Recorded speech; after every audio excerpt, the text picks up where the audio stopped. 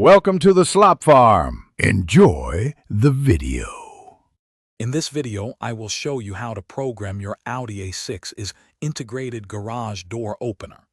It's a convenient feature that allows you to open and close your garage door directly from your car. We'll walk through the simple steps, from clearing any existing codes to successfully linking your garage door opener to your vehicle. You'll be able to use this feature in just a few minutes, making your daily routine a bit smoother.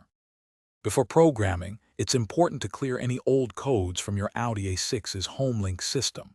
To do this, locate the 3 HomeLink buttons, usually found on your overhead console. Press and hold the 2 outer buttons simultaneously.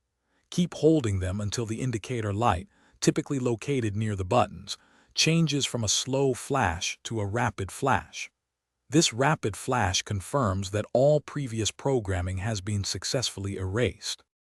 Now, let's program your garage door opener using your original remote. First, hold your garage door remote 2 to 5 inches away from the HomeLink buttons in your Audi A6. Next, simultaneously press and hold the desired HomeLink button you wish to program and the button on your original garage door remote. Continue holding both buttons until the HomeLink indicator light changes from a slow flash to a rapid flash, indicating successful programming. For garage door openers with rolling code technology, there's an additional step. After programming with your remote, go to your garage door opener motor unit. Press and release its Learn or Smart button. You typically have about 30 seconds to return to your Audi A6. Once back in your car, quickly press the newly programmed HomeLink button 3 times, holding it for about 2 seconds each time.